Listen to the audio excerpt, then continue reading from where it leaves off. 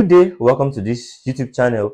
If this is your first time on this channel, please click the red subscription button to subscribe to my YouTube channel so that when I drop more educative content, you get notified. And if you are a returning subscriber, I say thank you very much. So in this class, I'll be treating linear programming. Now, to be very fast, I'll be going very fast into the calculations, how to do the workings, because I know most of us must have read the theory parts, and I want to believe we fully understand it. But for the sake of this class, I will only take the important theory I need, explain them, then we move straight away into solving questions. Now, what is the idea behind linear programming? Linear programming, we only use it when we have multiple limiting factor. And what do I mean by limiting factor? Limiting factor are things that hinders an organization from achieving their goal. Let's say, for example, the labor hours available to a big organization is just 240 hours. 240. And meanwhile, in reality, we need up to 300 hours of labor. So the material we need is 20,000 kg, but what we can only get is just 18,000. All these are limiting factors. They are what will hinder an organization from achieving their goals. Now, why do we need this linear programming? Adding bin is just a single limiting factor we have. We will have done it the traditional way. Yes, I will drop the link under this video on how to solve questions that has just a single limiting factor in it. Then we will have done it the traditional way, where we calculate contribution per limiting factor. But in this situation, anytime you have limiting factors that is more than 1, 2, 3, 4, 5, 6, and so on, then that's when you now introduce linear programming. And linear programming is very, very simple. The concept is very, very simple, but we need to get it. So as I proceed in solving questions, I'll be bringing some theory I need to explain the necessary things that we need to get. But there are some steps we need to follow anytime we want to get or want to solve linear programming. The first one, we need to determine the objective function. Yes, if we have a limiting factor, then what we want to do is to maximize our contribution. Yeah, as we all know, I expect us to know that contribution is equal to selling price minus variable cost per unit. So selling price minus variable cost per unit will give you your contribution. So what we want to do is to maximize our benefit, maximize our gain. So we need to get the objective function, which is what do we want to maximize? That is our objective function. Then the next one we need to get is to get our constraint function. And our constraint function comprises of our limited resources function. So labor is limited, material is limited, we put everything out. Then the next thing is we need to get the formulate the non-negativity constraint. And we are going to do that. But enough of that. Let's take a question that we solve. Then we will see how all these things tends to work together. Let's go. Now we have ABJ Limited makes and sell two products, X and Y. Each unit of X makes a contribution of 25 naira and Y 30 naira. So let's start from there before we even read all your questions. We're being told that X makes a contribution of 25 naira, Y makes a contribution of 30 naira. So we can come here, 25 contribution for X plus 30 contribution for Y. Now, since this is our contribution, it's like our benefit, our gain. Nobody has to tell you that this is what we want to maximize. We want to maximize our benefit, which is our contribution per unit of each product we are producing. So this is our objective function. Objective function. Now the next thing we need to do is to formulate our constraint function. Look at our scarce resources and formulate a function from it. Let's go. Now, to proceed, the question goes thus: the output is limited because of material required for production and assembly of each system. So we have limiting factor of 2, production and assembly. So it takes 150 minutes of production time and 30 minutes of assembly time for each unit of X, and 120 minutes of production time and 40 minutes of assembly time for each unit of Y. Now, if you come across something like this, I will give you a very simple way to deal with it. And what is that simple way? The first thing you need to do is to write your limiting factors. What are your limiting factors? Production time and assembly time for this question. So you come here, let's say production time, assembly time. Then what are the two goods you are producing? Of course, good X and good Y, according to the question. So it says we produce X and we produce Y. The idea behind this, you get to understand it better when we start to solve. Coming again, it says it takes 150 minutes of production time and 30 minutes of assembly time for each unit of X. So 150 minutes of production time for X. So X production time. X production time. So the 150 minutes should be here. And they told us that of production time and 30 minutes of assembly time for unit of X. 30 minutes of assembly time for each unit of X. Assembly time X 30 minutes. Very simple. Now they proceed to say, and 120 minutes of production time for Y. 120 minutes of production time for Y. Production time Y. 120 minutes of production time for Y and 40 minutes of assembly time for Y. 40 minutes of assembly time for Y. Very simple. Now, we are still coming back. We are not done. The question proceeds to say, currently, there is a maximum of 240 hours per week. Maximum of 240 hours per week available in production department.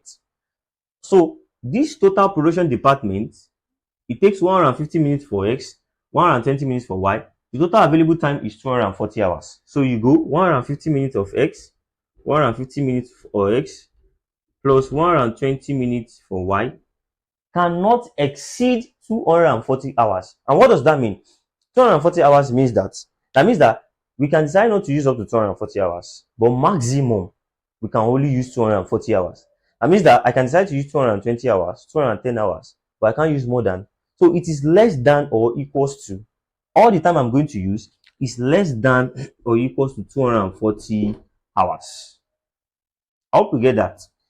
There is a maximum of 240 hours per week in production department and 60 hours in assembly department. So 60 hours, which is 30 minutes of X, 30 minutes of X plus 40 minutes of Y, cannot be greater than, can only be less than or equals to rather 60 hours. Can only be less than, it can be less than or it can be equals to 60. This sign here means that or equals to 60. Now, let's proceed.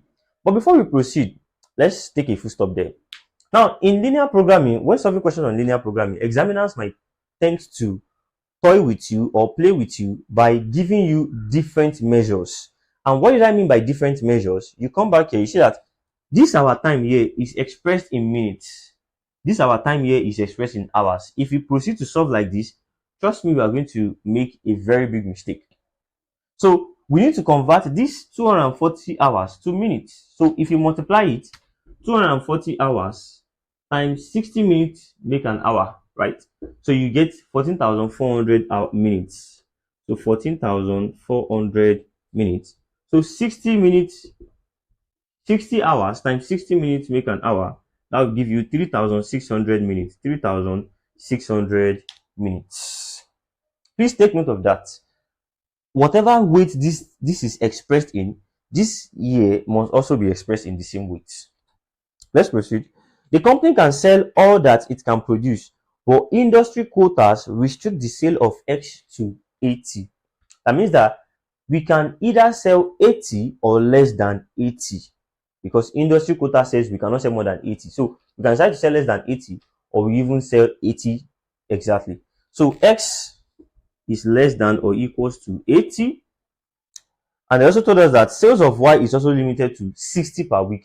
So Y is also less than or equals to 60. Ladies and gentlemen, this is my constraint function. Now, I said the steps in solving linear programming: state your objective function, your constraint function, which we have done. And the next thing is to state the non-negativity constraint. And what do you mean by non-negativity constraint? Is that X and Y are two goods produced by a company, right? ABJ. Now, it's not possible for company ABJ to produce -7 units of X or -10 units of Y. So the worst they can do is to produce 0 units of X and 0 units of Y. So that means that X and Y cannot be negative. That's what I mean by non-negativity constraints. So you tell them here that X and Y can only be greater than or equals to 0. So what does that mean? That means that X can be greater than 0 or equal to 0. Y can be greater than 0 or equal to 0, but they cannot be less than 0. We have solved the major problems like this.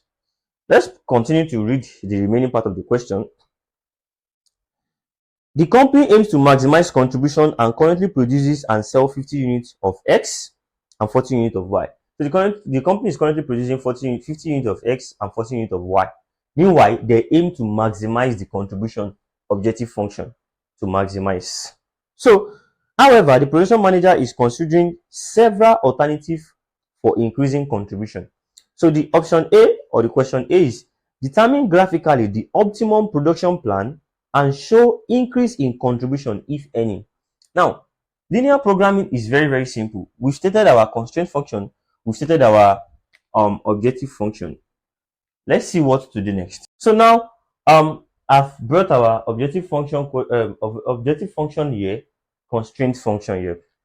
Now the next thing you are going to do from here is to set both your objective function and your constraint function. You set them equals to 0. Now, why do you have to set them equals to 0? Because, for example, if I say, for example, x is less than or equals to 3, what does this mean? That means that x can be 3, can be 2, can be 1, can be minus 1, and so on. Because if x is less than 3 or equals to 3, so what are the numbers less than 3? 3, 2, 2, 1, minus 1, and so on. And x is less than or equals to 3, meaning you start from 3 and you count down. So I can pick any of these numbers as the value of x, because the value is telling us that the range is telling us that x is less than or equals to 3. So 3, 2, 1, 0, and so on can all set or can all be value for x. So now in this situation where we have 150x plus 120y less than or equals to 14,400. 14,400 is also part of the value. So I can use 14,400 as the value. So the next step is to remove all the inequality sign and replace them with an equals to sign. Now, so we're going to do that very quickly. It's very simple. Just come here. Let's just come here and say equals to. So instead of the less than or equals to sign, let's just have equals to. Now, after doing this, you now want to get the value of x and the value of y at the extreme points. Now, what did I mean by value of x and value of y at the extreme points? Because you need to plot the graph, because from the question it says determine graphically the optimum production plan and show the increase in contribution if any. So this is equation 1, this is equation 2, this is equation 3, and this is equation 4. So I will say for equation 1, let's start this way.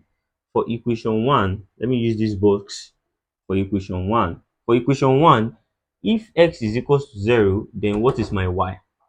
For that same equation 1, if y equals to 0, then what is my x? So this is equation 1. If x is equals to 0, what is my y? Let's do that again. Sorry. So my equation 1 is 150x plus 120y equals to 14,400. So if x is equals to 0, what is y? And if y is equals to 0, what is x? So let's go. If x is equals to 0, then 150 times x, 150 times 0 is cancelled. So we have 14,400 divided by 120 will give us the value of y, and that gives us 120. So let me come again. If x is 0, what is y? 150 times 0 is 0. So 14,400 divided by 120 will give you the value of y. Second one, if y equals to 0, what is x? If y equals to 0, 120 times 0 is 0. So 14,400 divided by 150, that gives us 96. So this is from equation 1. Equation 1. So we do the same thing for equation 2. Equation 2, what does equation 2 state? Equation 2 state that 30x plus 40y is equals to 3,600. So if x is equals to 0, then my y is what? If y is equals to 0, then my x is what? That is what we want to get. So if my x is equals to 0, 30 times 0 is 0. Then 36 divided by 40 will be the value of my y. That's 90. So my y is 90. And if y equals to 0, which is 40 times y, 40 times 0, 0. 36 divided by 30, that will be the value of my x. 36 divided by 30, that's 120. So, and this is for equation 1, equation 2. Equation 3, we don't need to plot, we don't need to do this because they have given us the fixed value of x. From equation 3, they told us that x is equals to 80 and y is equals to 60. Now, from all these extreme points, that is where we are going to plot our graph. So let me write all my extreme points. Let me put them somewhere so that I can plot my graph. Let's go. So I have the values here. When x is equal to 0, y is 120. When y is equal to 0, x is 96 for equation 1. For equation 2, when x is 0, y is 90. When y is 0, x is 120. For equation 3, x is equals to 80. And last equation, y is equals to 60. So I have all my necessary values here. The next thing for me is to plot my graph. Now, how do we plot our graph? Let's go. We have our graphs like this.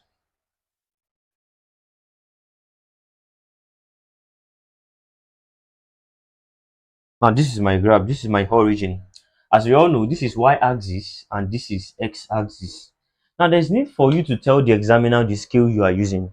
What do I mean by the scale? That means that what are you using to represent each unit in y-axis and what are you using to represent each unit in x-axis? Let me explain. Now, if you are using a graph book, see that a thick line is here and some faded line is in between and another thick line. Now, if you take your ruler and measure from the first thick line to the second thick line, you get 1 centimeter. So, this 1 centimeter, which is from the first thick line to the second thick line, what are you using to represent it? So now, let's come back to our values. What is the highest value of y? Because that is what we determine which value we are going to use. If value of y is very high, definitely we use a very high interval. And if value of y is not very high, we use a very small interval. And same thing for x. So the highest value of y is 120. Yeah, is 120. So this is why I can use the interval of 20 for y. Interval of 20 because the highest value of y is 120. So I can say this ratio will be 20, then 40, then 60, then 80, 100. No, let's use, can we use 10, 10, 20, 40, 60, 10, 20, 30, 40, 50, 60, 70, 80. Yeah, let's use 20, but a very wider. So let's say 20, 40, 60, 80, 100, 120. Now, for each centimeter on y-axis, I make it 20 units because 0 to 20, 20 to 40, 40 to 60. So I'll tell the examiner y-axis 1 centimeter to represent 20 units. That's what I'll take the examiner. You need this. This will make the examiner to know that you know what you are doing. So what's the highest value of x? Highest value of x is also 120. So I can also represent x to be 20 units for 1 centimeter. So I'll say x-axis 1 centimeter to represent 20 units. So this is my scale. This I have here is my scale. So 1 centimeter to represent 20 units on x-axis also I will have 20, 40, 60, 80, 100, and 120. So we can now proceed to plot our graph. We've labeled our graph. The next thing to do is to plot it. Now, how are we going to plot it? We start with equation 1. For equation 1, when x is 0, what is the value of my y? This is y-axis, this is x-axis. Don't forget, guys. So when x is 0, my y is 120. So I will come. When x, this is x-axis. So when x is 0, my y is 120 for equation 1. Oh. So on that same equation 1, When y is 0, x is 96. When y is 0, so when y-axis is 0 on that same equation 1, x is 96. So you agree with me that 96 should be in between 80 and 100. So for equation 1, this is the two extreme points for equation 1. So what am I going to do? I will join the two extreme points together. So let me label it equation 1. Let me use, instead of Roman figure, let me use 1. Now go to equation 2. For equation 2, when x is 0, y is 90. So for equation 2, when x, this is x-axis, when it is 0, y is 90. So 90 should be in between 80 and 100. Now, for that same equation 2, when y is 0, x is 120. When y is 0, x is 120. X is 120 at this point, extreme point. So what I have to do again, I will connect and join them together. So this is equation 2. Equation 2. Now, you need to clearly label, draw your graph very well, because we are going to be needing every of these points. When we get there, I will explain better. Now, for equation 3, they only told us that x is 80 for equation 3. We don't even have to derive anything. They told us that x is simply equals to 80, industry quotas limitation, and y is equals to 60. So how am I going to draw that? X is 80. I'm going to draw that this way, because this is x-axis. I'm going to draw it this way, 80, and y is 60. So y is 60 will be at this point. Now, what did I need from this graph? What I need from this graph is the space that fall in between all my diagram. So where is the space that fall in between my diagram? You will agree with me that this is the space that falls in between my diagram. So this space is what we call the feasible region. Feasible region. So we need to get the value of x and y at every point of intersection of this space. Now, because at this point, we want to, don't forget that our objective is to maximize this objective function, which is our contribution, 25x plus 30y, which is my objective function. So each of these points inside this diagram is the feasible region. Just like you have 5 different options. This is option 1, a point inside the curve or inside the diagram. Option 2, another point. Option 3, another point. So you want to look at which one is the best, which one will help you maximize this. So you want to get the value of x and y at this point, at this point, at this point, at this point. So how are we going to do that? Follow me, let me show you. Now, let me call, because they are points of intersection. So let me call this point point A, point A. Let me call this point point B. Another point of intersection, let me call it point C. Let me call this point point D. And this point E. Already, you know that at this point E is not feasible. It's not a point you should consider, because at point E, y is 0, x is 0, and you want to maximize this. So making x and y 0 will not maximize this, because 25 times 0, 30 times 0 is useless. So point A, point B, point C, point D, point E. So point A, point B, point C, point D, point E. Yeah. A, B, C, D, E. So we want to get the value of A, the value of X and Y, because these are the two products we want to maximize. So we want to get the value of X and Y at point A, at point B, at point C, at point D, at point E. Before we proceed, we forgot to label this equation. You know, we labeled this equation, equation 1, this equation 2. We didn't label this.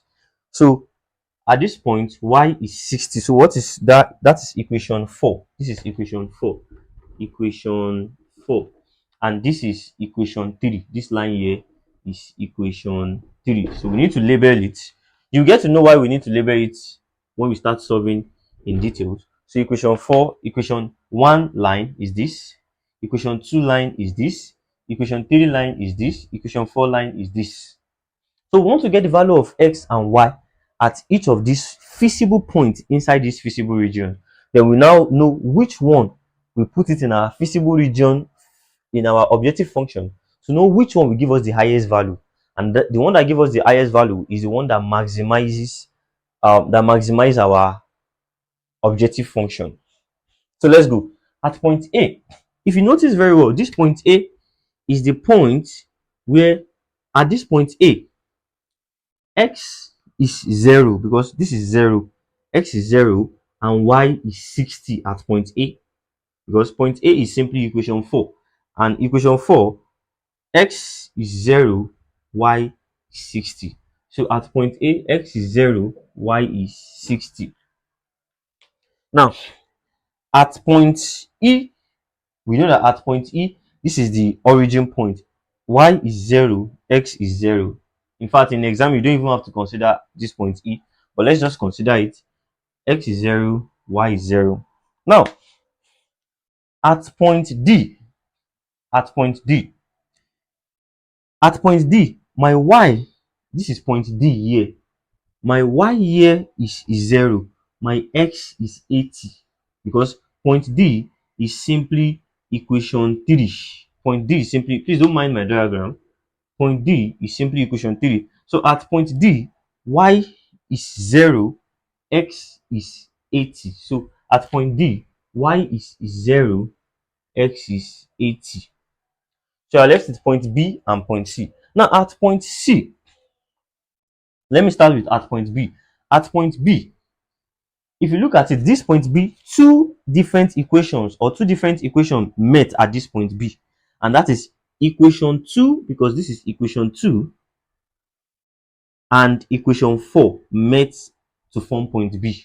Equation 2, which is this, and equation 4 met to form point B. So point B comprised of equation 2 and equation 4. So you come here, point B, it comprises of equation 2 and 4. Let's deal with that first. So you will relate the two equations together to get the value of your x and y. So what is my equation 2? My equation 2 from my question is 30x plus 40y equals to 36. My equation 2 is 30x plus 40y equals to 3600. And my equation 4 is simply y equals to 60. My equation 4 is y equals to 60. So I can substitute the value of y in this guy here to get, I can substitute the value of y in this equation 2 to get the value of my x. So 30x plus 40, y is 60, then equals to 3600. So 40 times 60, what does that give us? 40 times 60, that gives us 24. So I'll collect like terms by saying 30x is equals to 36 minus 2400. So 30x is equals to 36 minus 24. That gives us 1200. So I divide both side by 30, divide both side by 30. So if I divide both side by 30, 1 to divide by 30, my x is 40. My x is 40. So at point B, x is 40, y is 60. At point B, x is 40, y is 60. Now, lastly, for point C. At point C is the last one that we have not gotten. So point C, which equation met at point C? Now, this is equation 2 for point C, equation 2 and equation 1. Because you can see it here, I wrote it here, equation 1, this is equation 1, this is equation 2. So equation 1 and equation 2 intersect to be able to form point C. So we relate equation 1 and relate it with equation 2 to be able to get the value of x and y at point C. Point C, we have two different equations because at point C, two different equations met at this point, which is equation 1 and equation 2. So equation 1 is 150x plus 120y equals to 14400. So 150x plus 140y equals to 14400. And equation 2 is 30x plus 40y equals to 36. Now, For us to deal with this simultaneous equation, this is a question on simultaneous equation. For us to be able to solve this, I can, first of all, I can make the numbers are so very big, I can make them small numbers by dividing everything by 10. Divide all this one by 10, divide all this by 10. So if I divide everything by 10, 150 divided by 10 will give me 15x plus 140 divided by 10, 14y equals to 14,400 divided by 10, 1,440. Then 30 divided by 10, that will give me 3x plus 40 divided by 10, that will give me 4y equals to 36 divided by 10, 360. So my new equation will now be 15x plus 14y equals to 1440, and 3x plus 4y equals to 360. So this will be my new equation. So if I have this new equation, what did I have to do? Solving it using elimination method, I can multiply the up by 3 and the down by 15. Multiply up by 3, multiply down by 15. Elimination method using simultaneous. So 3 times 15, I have 45. I have 45x. So 45x plus 3 times 14. I have 42y. 42y equals to 3 times 1,440. I have 4,320. Then 15 times 3, I have 45x. Sorry, yeah, 45x plus 15 times 4, that's 60. I have 60y equals to 15 times 360. I have 5,400. So at this point, I can introduce minus so that this and this can cancel. 42 minus 60, 42 minus 60, I have minus 18y equals to 4,320 minus 54. That gives me 1,018 naira. So minus actually. So if you divide that, divided by 18, your y should be equals to 60. Sorry, we made a mistake somewhere. This 14y is not 14, it's 12, because equation 1 is 150x plus 120y. So it should be 12. 12, not 12, not 14. So 12 times 3, that will give us 36, not 42. 36. 36, not 42. So 36 minus 60, 36 minus 60, that gives us minus 24, not minus 18, minus 24. So 1,018 naira divided by 24, that gives us 45. So my y is 45. My y is 45. Sorry for that mistake. So if my y is 45, I can substitute my y in either equation 1 or 2 to get my x. So if my y is 45, from this equation 2, which is 3x plus 4y equals to 360, I can put my y to get my x. Perhaps if you don't understand this, if you know how to solve simultaneous equation, any method, just apply it, you get the same answer. So 3x plus 4 times, what is my y? 45 equals to 360. So if you multiply 4 times 45, what do we have? We have 180. So 360 minus 180. 3x is equals to 360 minus 180. So 3x is equals to 180. So 180 divided by 3, that's 60. So x is equals to 60 and y is equals to 45. So for point C, x is equals to 60 and y is equals to 45. So we have gotten the values at each of all these points. So the next thing we need to do is to substitute each and every of these value into our objective function, because don't forget that what we want to maximize is our objective function. So at this point, at point A is our objective function maximized, at point B, at point C, D, or E. So at which point is our objective function maximized? Let's see. From our objective function, which is 25x plus 30y, right? So for point A, we get it. So point A is x is 0 and y is 60. So x is 0, that means 0 plus 30 times 60. And I think that gives us 1/8. Yeah, at point A, our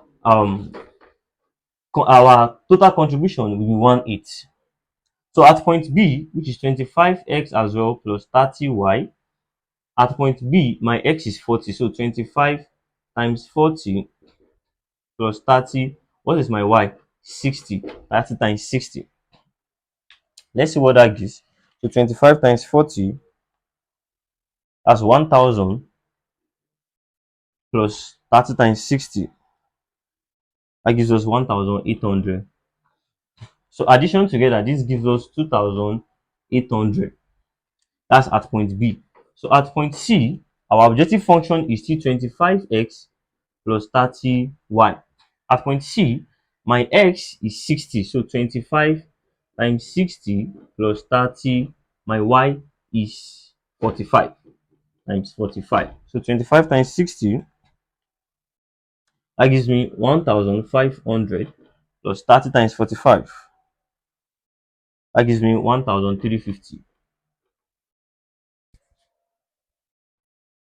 So 1350 plus 1500, that gives us 2850. So at point C, our total contribution will be 2850. Let's see for point D. So for point D, our x is 80, our y is 0. So 25 times 80 plus 30 times 0. So 25 times 80, that gives us 2000. And of course, at this point, our um total contribution is 0. So out of all these feasible regions that we've gotten from this graph, which of them truly maximize our objective function of 25x plus 30y? Of course, you will agree with me that it is this point C that maximize our objective function of 25x plus 30y. So you advise the management, and what advice will you give them? You see, from the what we've calculated so far, the company should produce 60 units of X and 45 units of Y to be able to maximize contribution and have a contribution of 2,850. Now, the next question from this, because that is not all about the question, it says, determine graphically the optimum production plan. We've determined the optimum production plan, which is point C, and show increase in contribution, if any. So now what we want to do is we want to show the increase in their contribution, if at all there is any. Now, how are we going to do this? Don't forget that in the question, we were being told that before this calculation, the company was producing. Okay, let's go back to the question. The company aims to maximize contribution and currently produces and sell 50 units of X. So currently, the company is selling 50 units of X and 40 units of Y and 40 units of Y. So let's see how much this company is making. What is their total contribution from this unit that they are producing before? And we compare it with this one that they should be producing now and see if there is any increase. That is what the question is asking us. So from our objective function as well, 25x plus 30y. So x is 50, y is 40. At this point that they are currently producing, let's calculate their total contribution. So 25 times 50 plus 30 times 40. So 25 times 50, what does that give us? That gives us 1250 plus 30 times 40. That gives us 1200. So 1200 plus 1250, that gives us 2450. Now, what we are currently producing, our total contribution is 2450. But from what we just did, from our calculation, we realize that 60 units of X and 45 units of Y is what we maximize. So what is the increase in contribution? The increase in contribution is 2850 minus 2450, and that will give us 400. So increase in contribution. Increase is 2850 minus 2450, and that gives us 400 more contribution. So that's the first aspect of the questions that asks us to calculate, determine the graphically the optimum production plan and show increase in contribution, if any. Now let's move to the second part of the question. And the second aspect of this question says the extra cost involved in increasing the time availability in production department is 10 naira per hour and 20 naira per hour in assembly departments. Advise the management as to whether the company should increase the time commitment to either department. So they're telling us that the cost at which this company is going to take to increase the time availability in production department is 10 naira, assembly department is 20 naira. So we should advise the department, the company, whether they should increase the time in production department or assembly department. Now, before I proceed to solve this, I would like to explain what we call shadow price and slack or surplus resources. Now, shadow price. Shadow price. Now, what do we mean by shadow price and what do we mean by slack or surplus resources? Now, shadow price is the contribution or extra contribution you are going to make when you increase your limited resources by maybe 1 unit, let's say. Now, if, for example, my total my total labor hours is 100 and I increase my total labor hours to 101. When my total labor hours is 100, my contribution is 1000. So increasing my total labor hours from 100 to 101 makes my contribution to increase by 1150. Increasing this labor hours by 1 makes my contribution to increase by 1 to increase to 1150. Then the 150 increase is what we call shadow price. Shadow price is the price or the amount at which your contribution, this is your contribution, this is your hours, the amount by which our contribution increase by increasing our labor hour by 1 hour.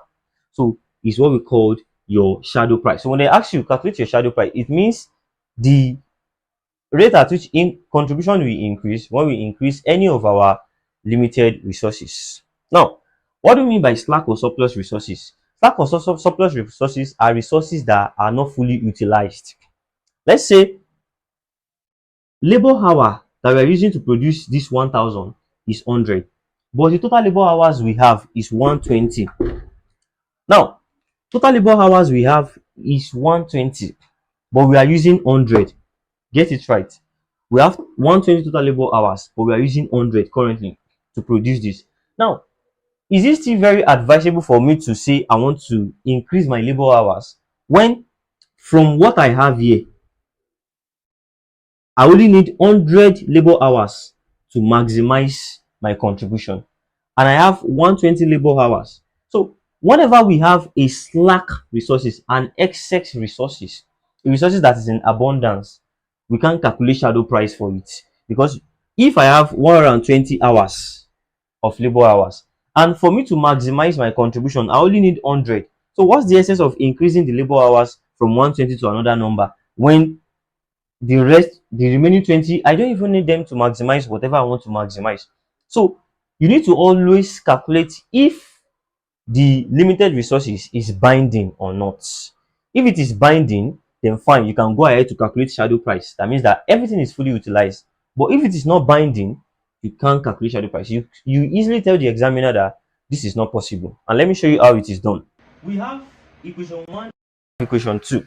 If you go back to the beginning of the question, to the beginning of this class, from the beginning, I said it that 150x plus 120y is equals to 14,400.